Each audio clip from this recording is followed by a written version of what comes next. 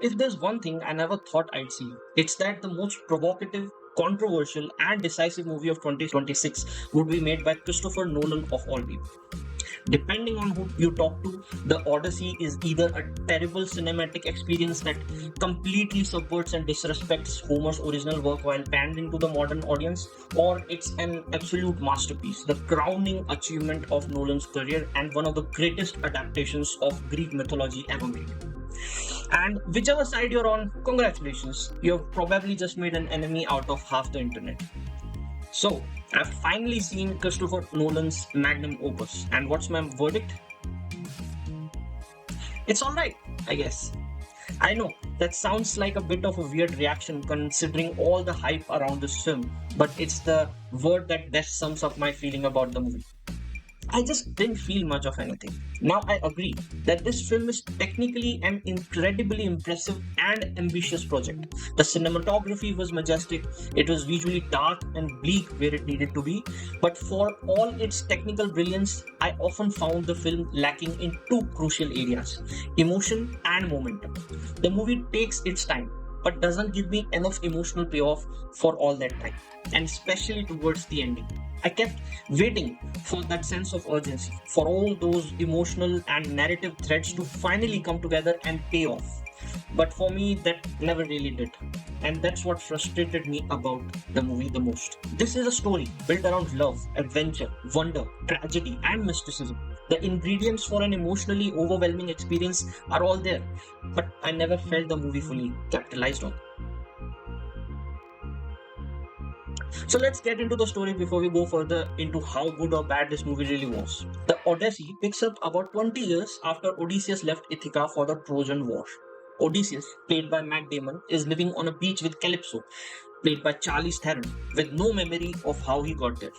He begins having faint visions of his past, often represented through Athena, played by Zendaya. This setup acts as a framing device, filling us in on what happened through flashbacks. One of his first visions takes us back to the end of the Trojan War, where Odysseus comes up with the famous Trojan horse strategy. He and his men hide inside the horse, the Trojans bring it inside the city, and once the night falls, the Greeks emerge, open the gates, and finally end the 10-year siege. Odysseus and their men then begin their journey back to Ithaca, a journey that should have taken a few weeks but ends up taking more than 10 years and cost almost all his crew their lives. First, this crew gets trapped in a cave with the giant cyclops that eats a few of them. They barely escape, but Odysseus can't resist and shoot the Cyclops in the eye. And this turns out to be a very, very bad idea because the Cyclops is the son of Poseidon, the god of sea. So from that point onwards, Odysseus has basically made the god of the ocean his personal enemy. They then arrive at another island searching for food and water, where they encounter giant medieval looking soldiers wearing shiny steel armor. It's the Bronze Age, by the way. I never see anyone wearing bronze armor. Apparently, nobody told the costume department. So, out of the three ships that arrive on that island, only one makes it out. And of course, Odysseus is on it. On the next island, Odysseus' men basically mutiny and leave him behind while they go hunting. They encounter Circe, who turns his men into pigs after accusing them of being greedy and taking whatever they want from people they encounter. Odysseus persuades her to turn them back and then eventually heads towards Hades. The film uses Hades differently from Homer and gives Odysseus a much more personal confrontation with the dead, particularly Sinon and the consequences of Troy. They also meet the spirits of their fallen comrades, including Agamemnon, who warned them not to eat the cattle on the next island. And as you guessed, they ate the cattle.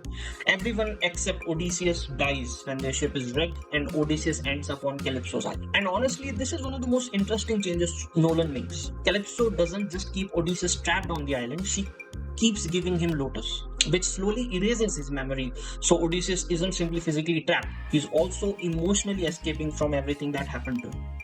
Eventually, Odysseus chooses to remember his past and sets off for Ithaca, and for the first time in cinematic history, Matt Damon is not rescued by others. He rescues himself by building a makeshift raft from the wreckage of the island. Meanwhile, back in Ithaca, Penelope, the queen of Ithaca, played by Anne Hathaway, and her son Telemachus are struggling to hold the kingdom together. Odysseus has been gone for 20 years, and 108 suitors are demanding that Penelope choose a new husband, assuming Odysseus is dead. Telemachus sets out to find out what happened to his father, while Antinous plots to kill him. But Telemachus is saved by a mysterious, sage looking man who turns out to be Odysseus himself, finally back in Ithaca after 20 years. And finally, Penelope sets a contest for the suitors. Whoever can string Odysseus' bow and shoot through the axe heads will become the new king. Nobody can do it until Odysseus steps forward, strings the bow, and reveals himself. And then a massive carnage happens where Odysseus kills all the suitors alone. And then he, along with his wife Penelope, set out for another journey while leaving Telemachus as the new king of Ithaca. And if you're wondering why I just spent so much time explaining the plot of a story that's been around for almost 3000 years, it's because the story itself isn't really the problem with the movie. The problem for me is what Nolan does or doesn't do with all of it. Before we get into my actual experience of watching the Odyssey, let's address some of the controversies surrounding the movie. Because interestingly, some of them turned out to be completely irrelevant to the actual film. First is the casting of Zendaya, Elliot Page, and Lupita Nyong'o. There has been a lot of chatter about how this is not race appropriate. The concept of adopting the script as per the modern audiences has been very controversial. But the truth is, the role of all these three actors was not as big or influential. All their roles were merely 2 to 5 minutes long and did not really have any major impact on the movie. It's true, had they cast Elliot Page as Achilles, that would certainly have been divisive. He wasn't playing Achilles, so the controversy was about something that wasn't even in the movie. But Elliot Page played the role of Sinon, a peasant's child who was drafted as a soldier in Odysseus' army. He was left behind by Greeks to convince the Trojans that the Greeks had given up and gone back, leaving this wooden horse as a gift to Athena, who the Trojans worshipped. And this is a bit of a good writing, as Sinon kind of challenged the Trojans that the horse is too big for their gate to be taken in, which compelled and challenged them more to take the horse inside. The Trojans killed him, and later on, when Odysseus' troop reach Hades, it's Sinon who compels Odysseus and tells him, "You left me to die," which had a major role in increasing Odysseus' guilt. Personally, I don't think the casting affected my experience of the movie at all. Lupita Nyong'o acted well, she looked great, and Helen is not important enough to this film's story for her ethnicity to change anything about the story. And then there is Zendaya. We all assumed that she was literally playing Athena, but the movie eventually reveals that Odysseus was imagining this dead girl as Athena. She was a girl who was killed in Troy in front of the temple, and Odysseus remembers her face as the goddess who guides him. And honestly, I thought that was a pretty clever idea. Zendaya also does a surprisingly good job with the role that has very little screen time. So after actually watching the movie, I found most of the casting controversies to be much ado about anything. But that doesn't mean that there weren't things about the movie that genuinely bothered me. Technically, the movie is absolutely marvelous. Nolan's insistence on practical effects, real locations, and shooting on film gives the movie a physicality that is incredibly rare in modern blockbusters, which really makes it authentic and awesome. It is really great to see this level of dedication and commitment. But for me, that's where the praise ends, or at least where my biggest problem with the movie begins. The biggest issue with the Odyssey is the creative philosophy behind it. I was pretty bored with the movie at times because the movie just refuses to let me in. Nolan set everything into a grounded, believable tone, which frankly robbed the Odyssey of the very things that makes it so compelling. The mythology and the sense of wonder. It's like looking at a multi-storied building with perfectly engineered architecture. You can appreciate the precision and magnificence of it, but it doesn't stir something inside you the way an ancient monument can. That's how I felt after watching the Odyssey. I could appreciate almost everything Nolan had constructed, but I really felt the emotional connection to it. I played this game called Age of Mythology when I was a child. It focused on the same story of Greece, starting with the heroes of Greece going towards Troy and then defeating them through the Trojan horse, being stuck on their way back, reaching into the underworld, the gates of Hades, converting into pigs and finally reaching in time to Greece to save their kingdom. Even that game had a more triumphant tone where the humans, along with these mythical creatures, defeated the villains. Whereas Nolan made the humans lose every time. They were just running away from every mythical beast, reducing the numbers along the way until only Odysseus survived. The Odyssey is supposed to have a sense of adventure and wonder, and Nolan's relentless grimness made the journey feel like a sequence of punishments rather than an epic adventure. Do you really not want at least some of the men to survive, to see them face their impossible odds and actually win once in a while? Odysseus himself is written as this weirdly cold and distant character who clearly reacts to the things he sees and experiences. His decisions imply that he's got a strong sense of adventure, recklessness, and curiosity around the world, but his emotions and dialogues are the exact opposite. And this is where I think the movie really loses me. Odysseus is supposed to be a man desperate to get home. His entire identity is built around Nostros, the longing to return home. But this Odysseus really feels desperate. I understand what Nolan is trying to do here. He's turning Odysseus into a traumatized war veteran, haunted by the Trojan War and convinced that his suffering is punishment for what he did. But in doing so, I think Nolan robs him of agency.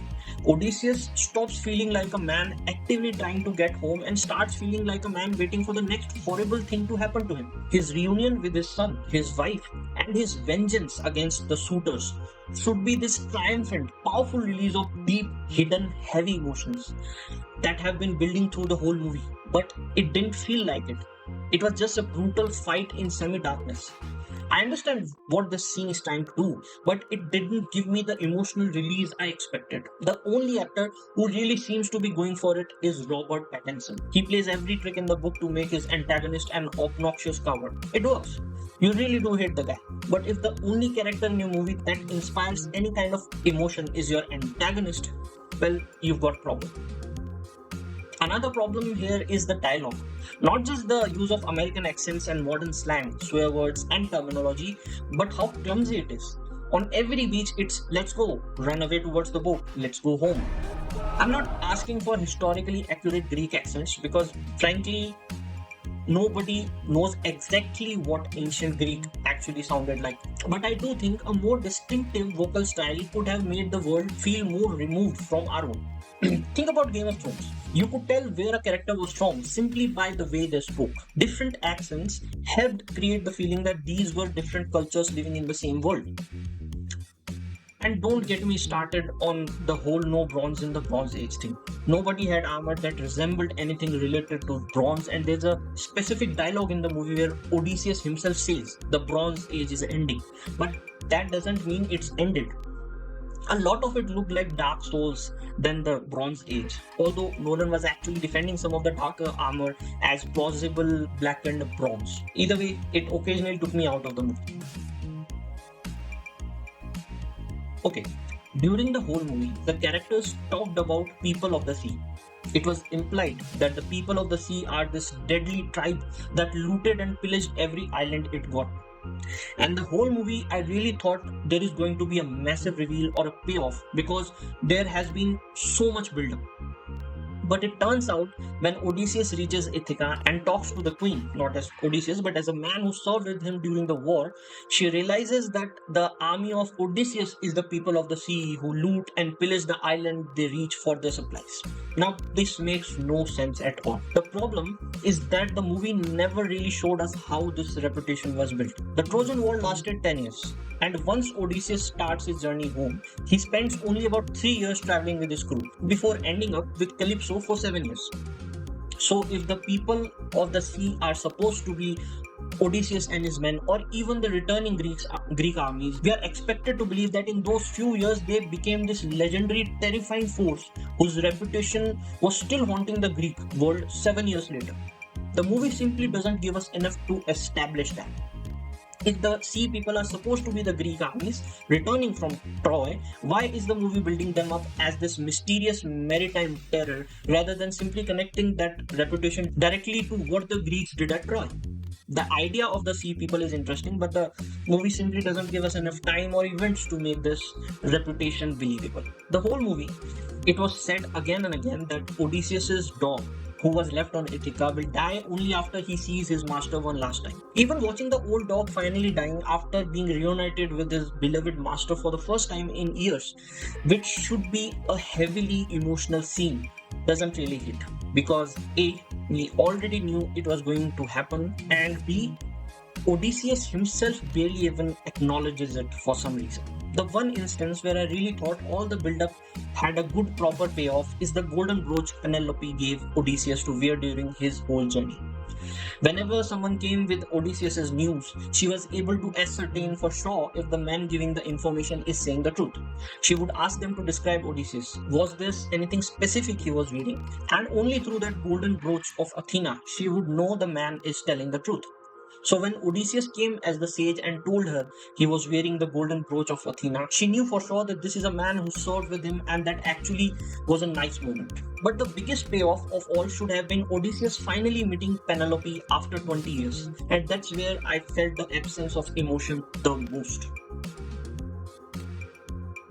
The Odyssey isn't a bad movie. It was a precise, finely engineered movie made by a man of great technical skill and intellectual power who clearly understands the source material at an incredible level. In fact, it's probably one of the most technically impressive movies I've ever seen. But for me, it suffers from something far more important. I never became emotionally invested in. But ultimately, I don't think this is a movie I'll ever feel the urge to revisit. And that really is the most damning indictment of all. This is a story about a man who spends 20 years trying to get home to his wife and son. His entire crew dies. He meets monsters, gods, and the dead.